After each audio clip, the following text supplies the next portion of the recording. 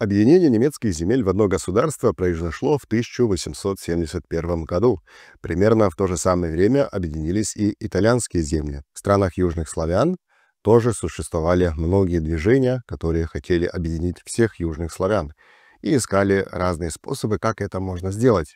Но Германия осталась объединенной, а Югославия распалась. Почему?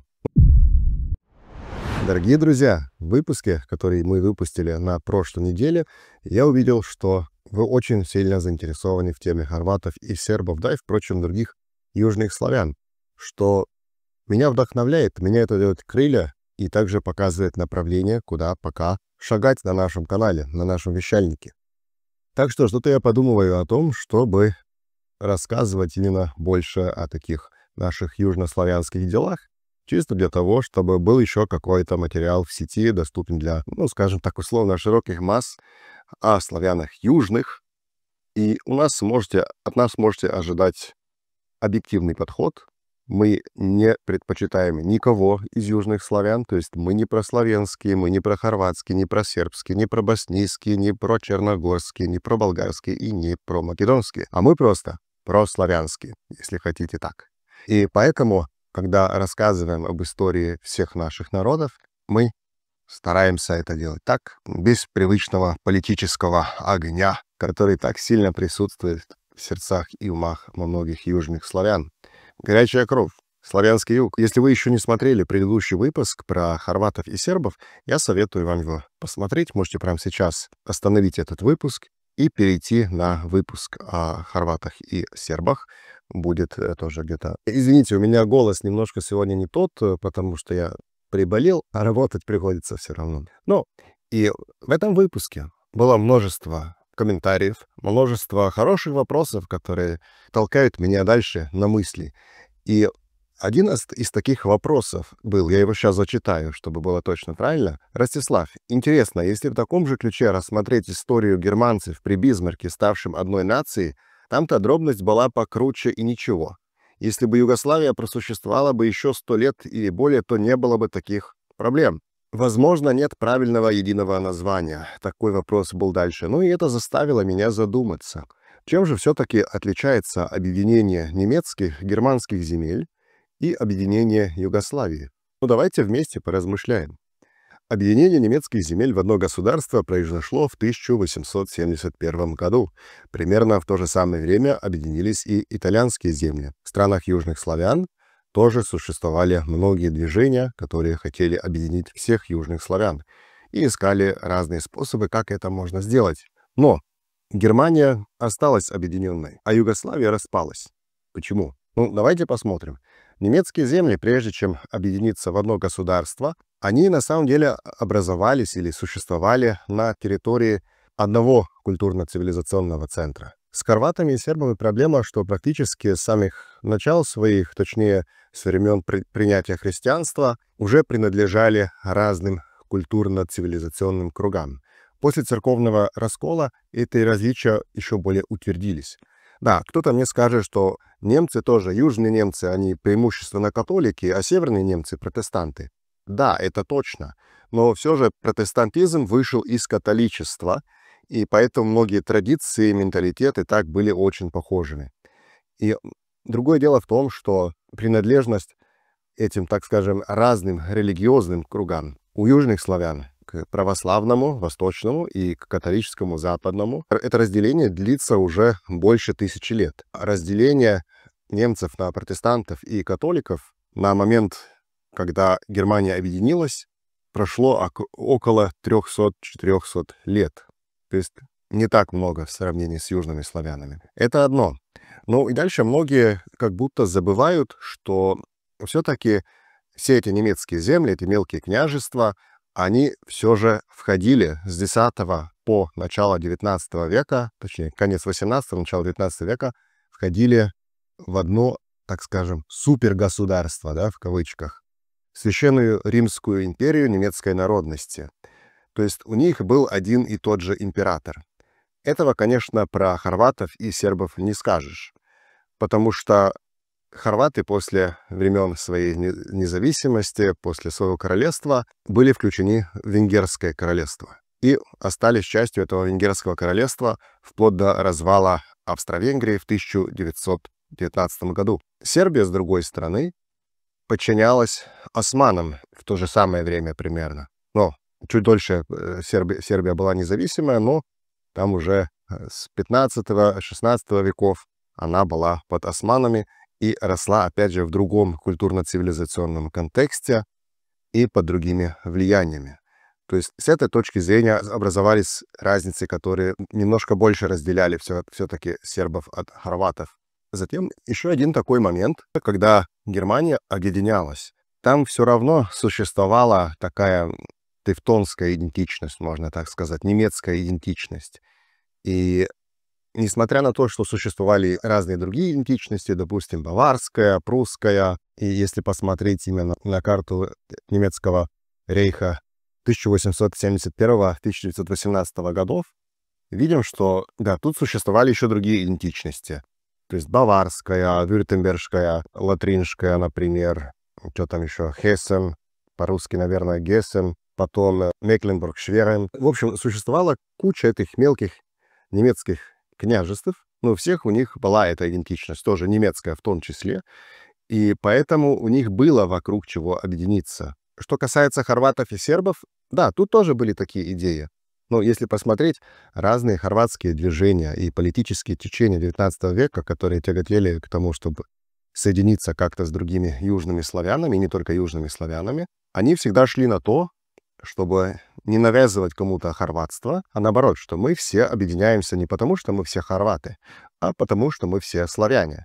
Да, потом образовалось одно радикальное крыло хорватское, уже как ответная реакция на сербское крыло, которое... Это как нужно объяснить? Я это говорил уже в выпуске про сербов и хорватов, который вам посоветовал посмотреть. И было двое таких людей. Вук Стефанович Караджич, который начал утверждать, что все штоковцы — это сербы, просто разных вероисповеданий. То есть сербы-католики, сербы-православные и сербы-мусульмане. Ответ получил от радикального крыла хорватской политики, от странки права. Вождь этой партии, Анте Старчевич, ему ответил также. Но он тоже, конечно, ответил шовинистически, да. То есть славянцы альпейские хорваты, сербы — это православные хорваты тоже, ну, католические хорваты — это, понятно, хорваты, мусульмане — это тоже хорваты-мусульмане, согласно ему.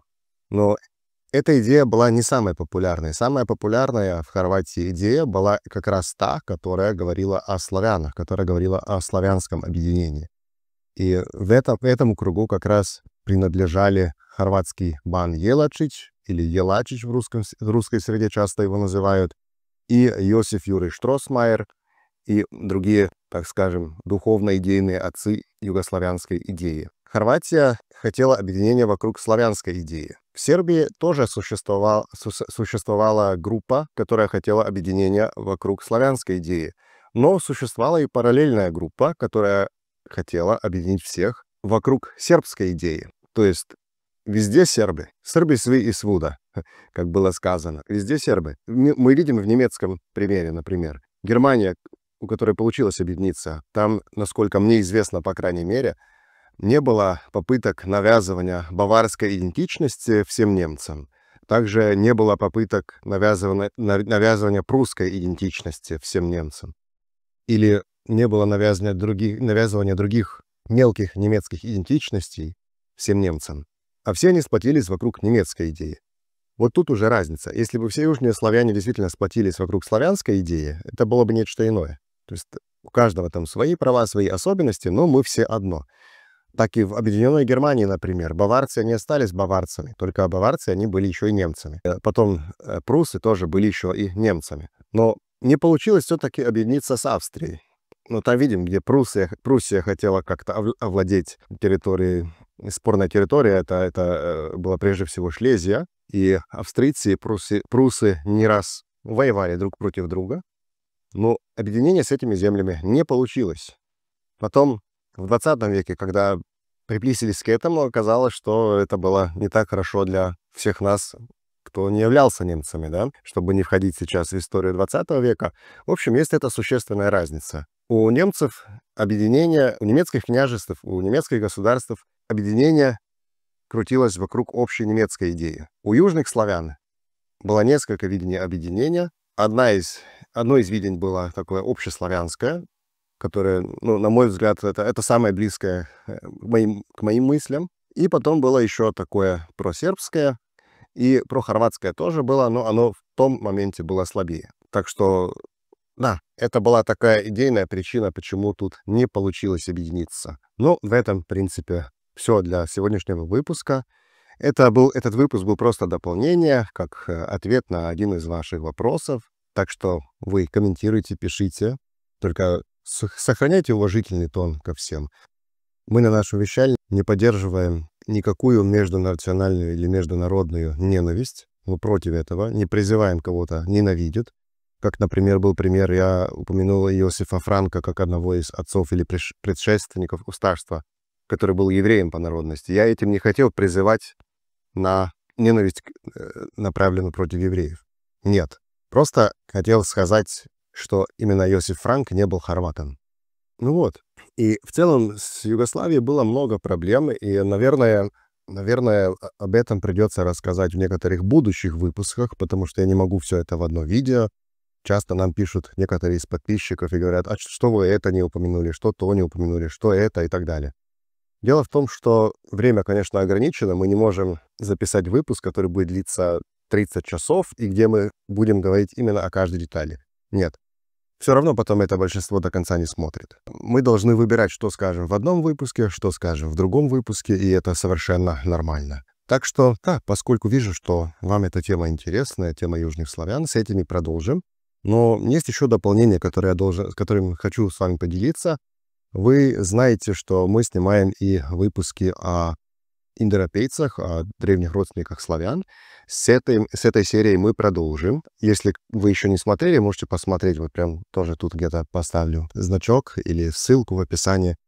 И там вы увидите еще плейлисты с индоевропейцами, обитали. Из серии по индоевропейским родственникам славян мы хотим еще выпустить зрива об индоариях, затем о балтах, греках, об италиках, о германцах. Пропустил кого-то? Ну да, это, наверное, все. О других мы уже записали выпуски. Ну, а потом уже пойдем дальше по праиндоевропейскому пути, может быть, и уже по славянскому. Ну, это уже потом, потому что эти выпуски требуют намного больше времени, чтобы мы их подготовили. А сейчас я пока могу снимать такие выпуски, ну, как сегодняшний, например, выпуски на темы, которые мне более близки, которыми я постоянно занимаюсь. И, как некоторые из вас знают, я на данный момент заканчиваю аспирантуру, как раз пишу свою диссертацию, и поэтому большинство моего времени уходит на это. Ну, даст Бог, это скоро закончится, и потом продолжим в привычном темпе. А если вы хотите финансово поддержать то, что мы делаем, вы можете поддержать нас на Бусти, в Патреоне или через PayPal. Ссылки будут в описании. И на этом сегодня все. Пока-пока.